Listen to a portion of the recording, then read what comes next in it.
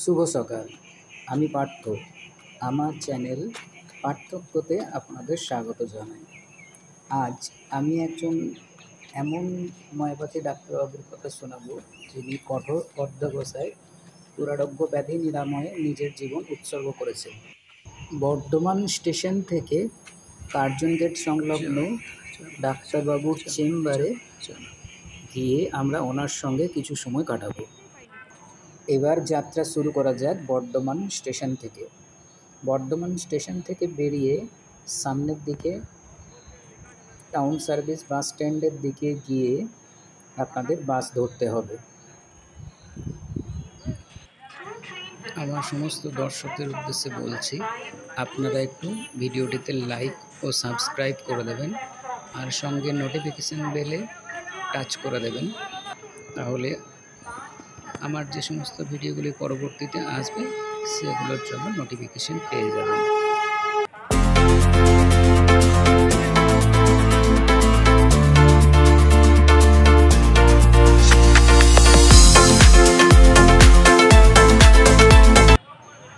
এখন আমরা কার্জন গেটগামী বাসে চাপব।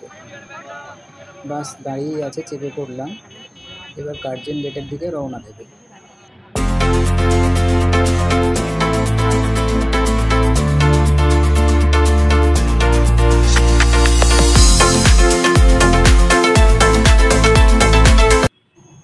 বাস থেকে নেমে পড়েছি। এবার কার্জন গেটের দিকে রওনা দিলাম। কার্জন গেট দেখা যাচ্ছে ওই দূরে। জাস্ট রোডটাকে ক্রস করে ওই পারে যেতে হবে, তাই আমরা হেঁটে চললাম কার্জন গেটের দিকে।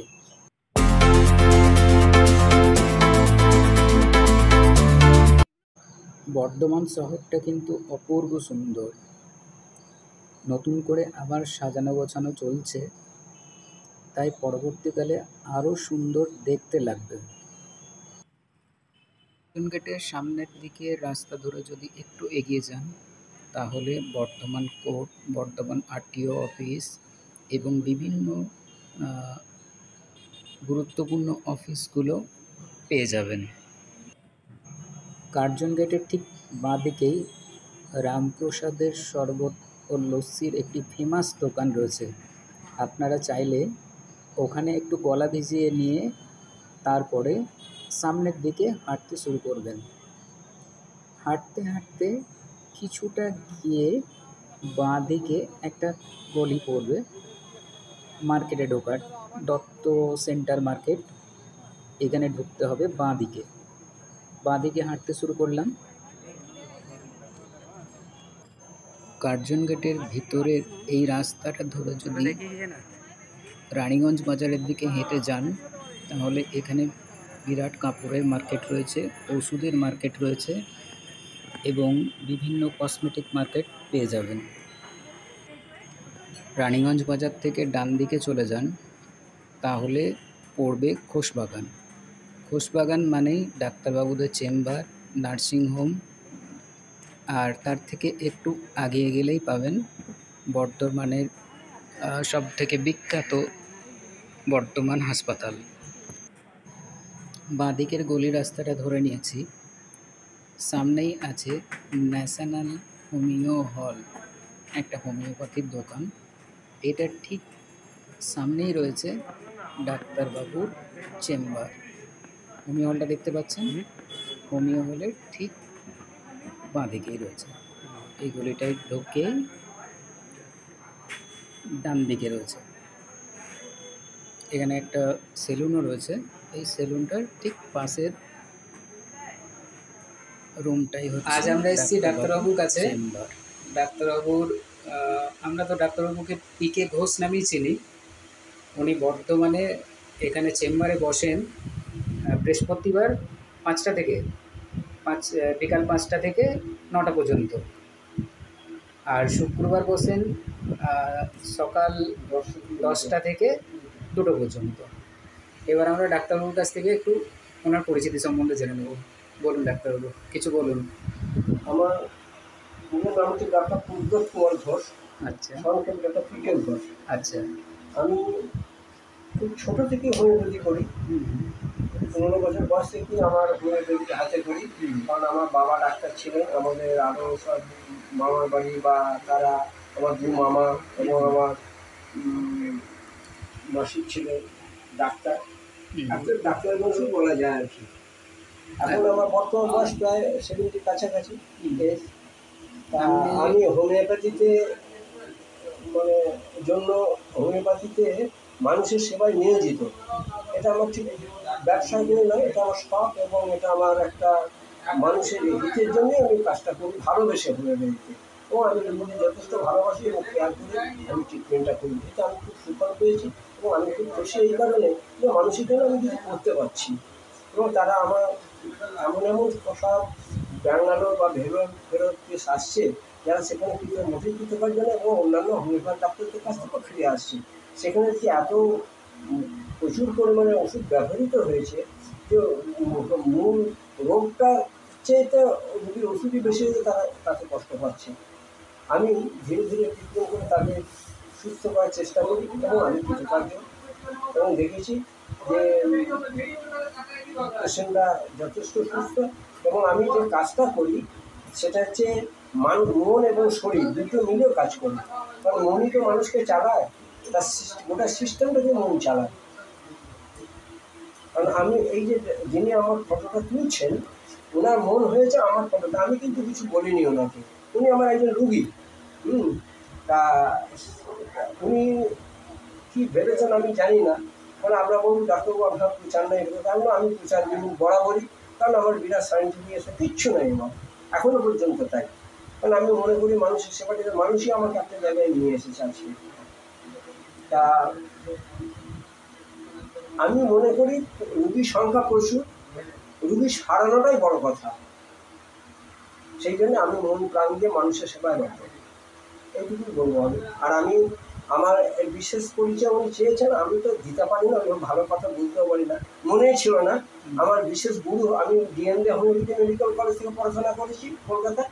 আর আমার বিশেষ গুরু ছিলেন যিনি মানে আমার কাছে ভগবান তুল্য, ডক্টর জ্ঞানেন্দ্রনাথ কাঞ্জিলাল। উনি কলকাতায় বিখ্যাত ডাক্তার ছিলেন, উনি অ্যালোপ্যাথি থেকে হোমিওপ্যাথি কনভার্টেড। উনি শিয়ালদাতে বসতেন, আমি ওনার পার্সোনাল হিসেবে কাজ করেছি প্রায় 8 বছর। মরে যাওয়ার সময় উনি আমাকে বলেছিলেন যে বাবা দেখো, মানে মানুষকে কখনো ঠকিও না, তুমি অন্ধকার পারে তুমি ভাত খাবো পাবে, আমিও কখনো ঠকাবে না। আমি এখনও সেই গুরু নির্দিষ্ট পথে চলেছি এবং ওনার আশীর্বাদ আমার মাথার উপর বর্ষিত হয়েছে এবং সেই আশীর্বাদ আপনাদের আমি ছড়িয়ে দিতে পারছি এই বয়সেতে। এখনো পর্যন্ত পিওর হোমিওপ্যাথি বলে যে জিনিসটি আছে, অর্থাৎ এখন যে 3 রকম 4 রকম ওষুধ দিয়ে একটা যে ওষুধ, এটা আমি জীবনেও করি, আমার যদি নিজেও করবো। এটাই আমার। কোথা থেকে আসছেন? মুর্শিদাবাদ থেকে। মুর্শিদাবাদ থেকে। কি সমস্যা নিয়ে এসেছেন? আমার বোনের পায়খানার সমস্যা নেই। আচ্ছা আচ্ছা, কীভাবে খবর পেলেন? খবর বলতে ওই আমার মার মাসি মেয়ের একটা ওই পায়খানারই হয়েছে, পায়খানার সমস্যা হয়েছে। হ্যাঁ হ্যাঁ। দিয়ে ওই মাসির মেয়েটাই যোগাযোগ করে দিল। আচ্ছা, আগে কোথায় দেখাতেন?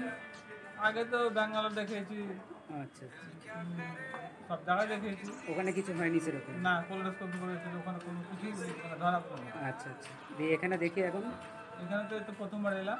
কেমন বুঝছেন ডাক্তারবাবুকে? ডাক্তার বলতে কথা শুনে ভালো লাগলো। আচ্ছা, ঠিক আছে, ধন্যবাদ দাদা। হ্যাঁ, ধন্যবাদ।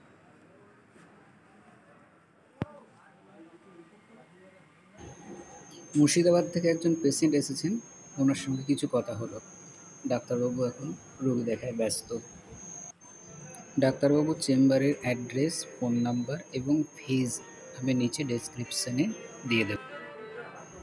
ডাক্তারবাবুকে একটু ফোন করে আসবেন, কারণ প্রচুর পেশেন্ট আছে ওনার এবং এখন আমরা জেনে নেব যে ডাক্তারবাবু এই বর্ধমান আর চেম্বারে তাছাড়া কার্জন উনি গেটের একটু পাশে বেশি যেটা সময় ন্যাশনাল ধরেই হোমিও হল রোগী আছে দেখেন, ওর সেই ঠিক জন্য উল্টো দিকেই ডাক্তারবাবুর চেম্বার। উনি কখন বসেন এবং ওনার ফোন নাম্বার কী আছে বা ওনাকে কীভাবে যোগাযোগ করা যাবে সেটা সম্বন্ধে একটু জানবো। বর্তমানে আমি বৃহস্পতিবার 2টো থেকে 7টা পর্যন্ত চেম্বার করি, আর শুক্রবার সকাল 10টা থেকে 2টো। আমার এই চেম্বার। আমার ফোন নাম্বার হচ্ছে 9832782853।